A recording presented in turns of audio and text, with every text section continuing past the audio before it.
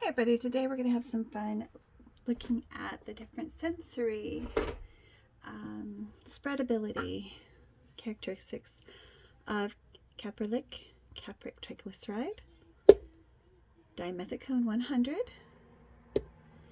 and macadamia oil. Now these oils are all completely different. We've got a silicone, a natural polar oil, and this is non-polar, and I think this is polar, but it might be non-polar. I think it's non-polar.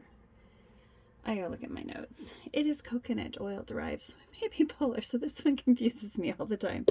But I'm pretty sure it blends well with everything. So we're gonna start with my favorite, and we're just gonna need a drop of the oil. Set it aside, and we're gonna put one drop right there. And we're going to let it run. Okay, so it moves. So it's soft, light, a little bit oily, a little bit dry. All right, we'll leave that one. The next one we're going to try is dimethicone. I've got, maybe I'll save my dropper, a bottle that should make me able to get a drop. Now that one's thicker. Did you see how it spread differently than the last one? Ooh, it's actually a little bit warming. It's got a lot more glide. It's a lot slipperier.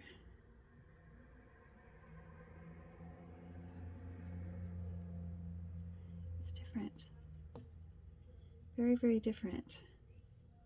It's almost silky feeling. All right, the last one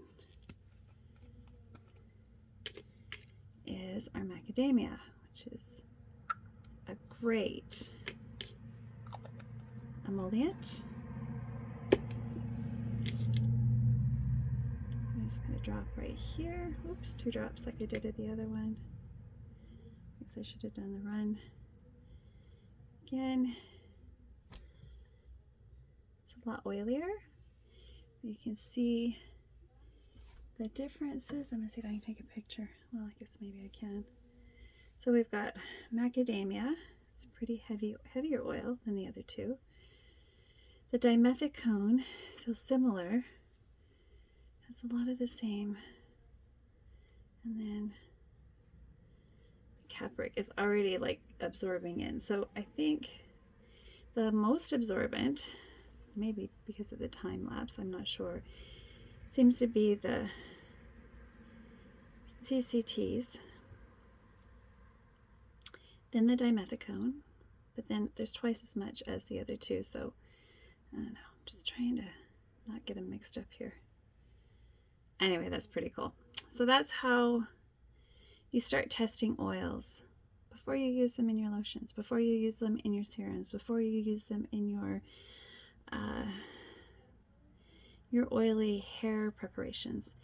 Suit the oil to the purpose and know the properties before you start. And that's what we're doing right here. If you enjoyed this quick little demo on how to evaluate your different oils, different lipids, give me a thumbs up. Pretty fun.